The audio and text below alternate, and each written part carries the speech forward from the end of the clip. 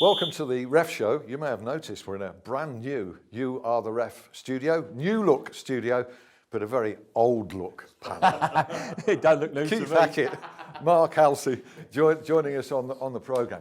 You know, when I listen to you guys and when I look at You Are the Ref's Ref Cam, the phrase keeps cropping up, we want no surprises. Last 20 minutes of this game, no surprises from the match officials. That's what we want in terms of decision making. Well, we got it on the field this weekend in the FA Cup. No surprises, very few surprises. You know, it really was a bit of a damp squib, but nevertheless, plenty of things for us to talk about. We will come to the Phil Jagielka, Martin Atkinson affair in a little while. But first of all, just a weekend assessment, Keith, in the FA Cup. Do you think referees did okay generally? You're talking to a Sheffield Wednesday fan. That's the one shot. All you Wednesdayites out there, listen to this. And I like Tierney as a referee, and in fact, I think he will eventually get to the Premier League, but not if he doesn't give penalty kicks when there's an absolute nailed-on climbing, pushing, holding. It satisfied everything. This is Paul Tierney, the referee. It was Whitbread all over Atinuhu, wasn't it? Correct. At 2-2, Keith lays on. What Keith's saying is absolutely right. When you look, you know, if we're looking from a learning point, we look at where the referee is and his positioning. He's in an absolutely ideal position to see that offence, and it's as clear as day. And I've seen Paul a few times this season, and the thing I've got about him is that he seems to be afraid to make the big decision. You've got to be brave and make that big decision. You know, watch Mike Dean. Mike Dean, he's not afraid. Mark Clattenburg, they're not afraid to make big game-changing decisions, and they get them right. And you're going on to about, yeah, it was good for the referees this weekend. Yeah, it was, I should say. But the intensity is not there in the FA Cup as it is in the Premier League, and we're getting to the business end of the season now, you know, so I think the intensity is not there. There was a fair bit of intensity late on in that Shrewsbury-Sheffield Wednesday tie, and you talk about game-changing. Shrewsbury went up and got a late winner. It could have been 3-2 to Wednesday, and that was the one, and they lost 3-2. That was the one real big shock. Well, I think there were a lot of talking points out of that. I mean, first of all, there was the comments about the added time, 7 minutes. Where did he get it from? And I question, where did he get it from? Of course, you can't question the referee because he's the sole timekeeper. Yeah. That's the law. What I will question is, here is another example of why the game needs independent timekeepers. Then there's the other aspect of the inconsistency through the FA Cup with a lack of goal line technology. Because at Premier League clubs, they've got it, and at Football League Championship Division 1 and 2, they've not got it. And that, for me, is a shortfall in the competition and can lead to inconsistencies in the decision-making process. But that's interesting because then they use it for the FA Cup final. Correct. Yeah, that is an inconsistency. So it is an inconsistency. Well, if you're going to use it for the FA Cup final, well, why are we not using it all through the competition? But you'd have to put it in at Rochdale or at Gig Lane, where I was at Bury. It's not going to cost a lot of money. They've got the money. The money's there. The money's there. Now, I mean, you're absolutely right. They spend millions on players, and here, what needs to happen is those finances that come in need to cascade down, and every game at professional level in the English game should have goal line technology. Because the game's just as big in the League Two as what it is in the Premier League. Don't think any real football fan would disagree with that. Go back to the very start of the FA Cup weekend. This was Derby County at home to Manchester United. Great 3-1 win for United. I'll mention about the offside nature of two of the goals. But first of all, you raised something in conversation with me. Anthony Taylor was refereeing this. Now, he's from the Manchester area, Altrincham.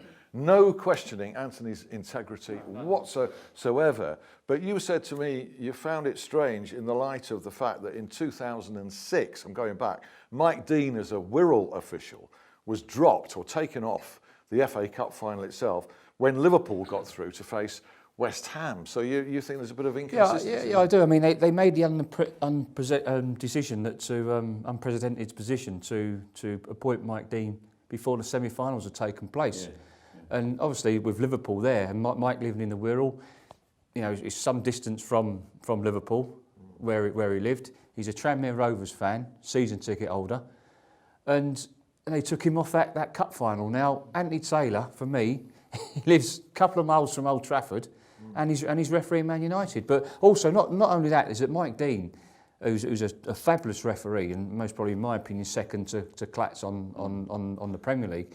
He's living in North Wales, yet they never appoint him to referee a Liverpool or Everton game. Now, you want your best referees refereeing these teams. Well, what about Clattenburg? Clattenburg, Newcastle, Sunderland. Could we have him? I mean, look, going back, I know he lives in Newcastle, but this is exactly the same argument he's using for Anthony Taylor.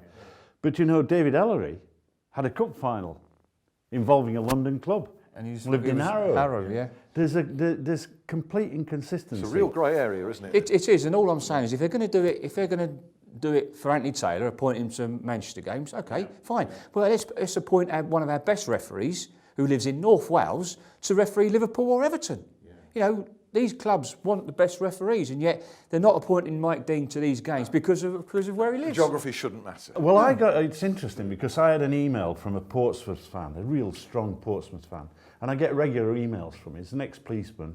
Yeah. He's really got a unbiased view on football. And when he found out that Mike Dean was refereeing the Portsmouth-Bournemouth game, we've got a great referee coming, was his comment. Absolutely. And everybody knows that what they're going to get from Mike Dean is players have got to behave themselves because he's missed the consistency right through whatever competition, whatever game he's refereeing. If that law, I saw a challenge and I'm thinking, that's yellow card, and out he came. Yeah. You know, he doesn't let you down. Just mentioning that game again, first Manchester United goal and third one, when you looked at the replays, marginal offside. Now, a stickler would say they should have been disallowed. I mean, there were great goals. Now, where do you two stand on that? Are you saying that you're blaming the linesman? Or no, I think there's a human element here that actually, and this is the difficulty you have with television. And television doesn't always give you the best view. You can draw lines across a pitch, but it can still be inaccuracies in angle. We have always, if you like, educated assistant referees to say, if there's any doubt, don't scrub off a goal. And I think there's an element of area of doubt on both of those, sufficient for the assistant referee to go, carry on. Yeah, benefited down to the attacker. I mean, if you look at the offside that John Terry got, Chelsea-Everton with John Terry's third goal, totally different to that scenario. And Mike Malarkey at Swansea and Sunderland, totally different to that scenario to those. And for me, they are very difficult and correct to award the goal. You're saying it's tight and difficult. So are so many of these handball calls these days. Now, let's go to Liverpool, West Ham. Martin Atkinson was in charge here. There was a widespread belief in the media that Hammers should have had a penalty. Certainly their manager thought so in one of those handball instances. Now, what do you think on that? Listen, Martin's come under a lot of stick and scrutiny this week, obviously with the Man City and Everton game at the Etihad, which I was there. And I have to say, I'm going to support Martin here because I think that is so difficult. There's so many bodies around. He's in a good position. And yes, his arm's in a natural position. Yes, it hits his arm. It's flicked on. It hits his arm. And what's he going to do? Where can he put his arm? What can he do? Well, I think that when he hit him and it did strike him and he did that, that's where this is where the law has the anomaly, because in fact what it says is if there's movement towards, which there was, or in terms of practice, that'd after it hit him. Movement, it hit him. Yeah. But then what he did was he did that. So it's a handball for you, is it? Well, for me, it's a handball, but I also recognise where Mark's coming from in that Atkinson, I don't think had a prayer of actually seeing that at all, and neither did the assistant referee. I think the question should have been is, what would, if you had a video referee, what would he have done? And I think this whole, if you like, use of video referee would clarify some of these areas. But even that would have taken some debate and time, would it not? Well, because you're in one camp and you're sort of slightly in another on interpretation. That's the law. Shows how difficult those calls are.